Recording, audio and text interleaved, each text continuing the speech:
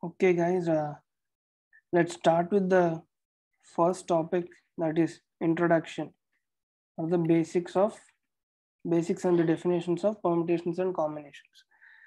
So, before getting into textbook definitions and all, I'll explain what permutation is, what combination is. For example, if there are certain elements given to you like A, B, C, D, E, okay, and if you are asked to choose two of the five elements, okay, and arrange them, okay, so how many ways you could do that? How many ways you could take two out of these five elements and you could arrange them? Okay, suppose if you considered A, B, okay, you could arrange A first, B second. For the same example, when you considered A, B, you could also arrange B first and A second. Okay, similarly, BC, CB, CD, DC, and so on, you'll have all the combinations. So the main difference between a permutation and combination is that a combination will select the required number of elements from the given number of elements, but it will not arrange. Okay, the combination is nothing but selecting two elements out of five. Suppose if you asked the combination of elements from these five, it would have been AB, BC, CD, DE, AE, and so on. But it will not arrange A first, B second, B first, A second. Those combinations would not have come. Both of these combinations would have been the same, that is AB, when we are talking about combinations. But when we are talking about permutations, we'll have two different chances, that is A first and the second one is B first. So that's the basic difference between a permutation and a combination. Okay, and now we'll move on to the fundamental theorem of counting.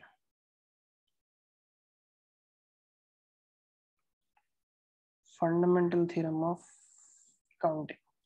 I want you all to pay close attention to this fundamental theorem of counting, because this will be a crucial part in understanding permutations and combinations when we dive into the sums, and it will form a logical connection as to how the permutations and combinations are being done. Okay, suppose if there is a work W1 which could be done in M ways, and there was a work W2 which could be done in N ways. Okay, so suppose if we were to do the work 1 after work 2, after doing the first work, if we were to do the second work, it could have been done in Mn ways. Excuse me. This is what the fundamental theorem of counting states. Okay, we'll try to understand it with an example. Suppose if you take three towns A, B, C. Okay, suppose there were 5 routes from getting to B from A. Okay, and there are 3 routes to get to C from B. Okay, so we'll see diagrammatically how this will look. So from A to C there are 5 routes, 1, 2, 3, 4, 5. Okay, from B to C there are 3 routes. So in how many different ways, in how many different or unique ways can one travel from A to C? We need to get from A to C. How many unique ways can one travel? Suppose if from A to B one chooses to travel through first path. Okay, for example, from A to B the person chose the first path. Then there are 3 options for the person from B to C. It could either be first, second, or third. We could write the combinations here. Suppose A to B the person chose the first path, but from B to C he chose the second path. He may choose the first path from A to B, and he may choose the first path from B to C also. He may choose the first path from A to B, and he may choose the third path from B to C. Okay. Similarly, if we count on all the possible combinations, it will be something like this: 2 1 2 2 2 3, 3 1 3 2 3 3, 4 1 4 2 4, 3. 5, 1, 5, 2, 5, 3. So there are total 3 plus 3 plus 3 plus 3 plus 3. 15 possibilities, which is nothing but 5 into 3 as stated in the question. You may understand it now. Suppose if the work W1 can be done in M ways and W2 can be done in N ways, both of them one after the other could be done in N ways. Okay, this is a basic fundamental theorem of counting. So next we'll discuss the definitions of permutations, linear and circular. Permutations, linear and circular.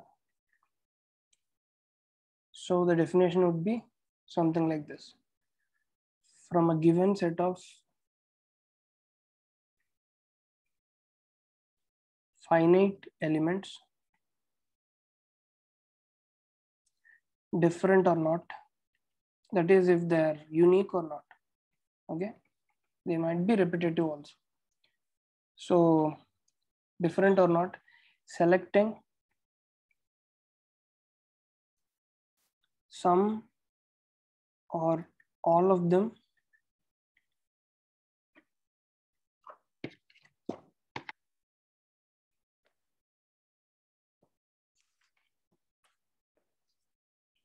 and arranging them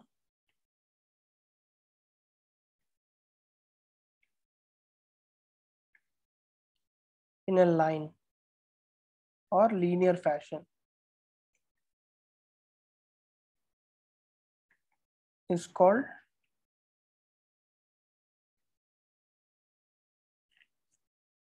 linear permutation. Okay, and the same definition in terms of line, if it had been circle, it's called circular permutation. Now we'll take a small example. Suppose if it's 1, 2, 3, 4, okay, and 2 elements had to be chosen from it, or sorry, 3 elements had to be chosen from it. We'll choose in a linear fashion something like this: 1, 2, 3, 1, 3, 4, or 1, 3, 2. It will go on until the whole number of combinations, okay, whole number of permutations. But when you are choosing them and placing them in a circle, it will look something like this, like 1, 2, 3, 1, 3, 4. Here, the difference is that in the linear permutation, there was a starting point. That is, the number started with 1 or the number started with 2. For example, if we choose 2, 3, 4 as the 3 elements, the number started with 2. In the case of linear permutation, there had to be a starting number. But in case of circular permutation, there was no starting number, because in circle you cannot choose a starting point and ending point. Here the importance was the position of one element relative to other element. Suppose if you turn this circle, if you are looking this circle from this point, it would look something like this: 2, 1, 3. If you are looking the circle from here, you would look the 2 at the top, 1 at the left, and 3 at the right. But these both are same circles because there's no starting and ending point. Only the relative positions of 1, 2, and 3 mattered. Okay. So for example, here 1 lies anti-clockwise direction of 2. Okay. The same here also. 1 lies anti-clockwise direction of 2. And 3 lies anti-clockwise direction of 1. Exactly here also. 1 lies anti-clockwise, 3 lies anti-clockwise direction of 1. And 2 lies anti-clockwise direction of 3. Here also 2 lies anti-clockwise direction of 3. So both these are same. So this is a basic difference between a linear and a circular permutation. We will, from the given set of finite elements, whether they are repeating or not, select some or all of them and arranging them in a line or circle gives rise to linear permutation or circular permutation. So this is the example where we are seeing the cases when we linear permutate it, and these are the cases when we circular permutate it. Here, the direction or the position of one element with respect to the other matters. Here, there's a starting point, so there will be some definition to the starting and ending point. Here, there cannot be a starting and ending point. So that's it of permutations, linear and circular. And the only difference between permutation and combination is that in the combination, we will not arrange these elements. We will simply choose them and count the number of ways in which we can choose them. Where in case of permutations, we'll choose them and we'll arrange them also. And then we'll find the number of cases in which they can be arranged. So this is a basic introduction for permutations and combinations, whether linear or circular. There's nothing such as a circular or linear combination because we are not arranging them. So it doesn't matter whether the chosen elements are in linear or circular form, because the combination, there's no arrangement. Okay. So that's it for the introduction of permutations and combinations. After this, we'll jump straight into discussing linear and circular permutations more briefly. Okay. Thank you.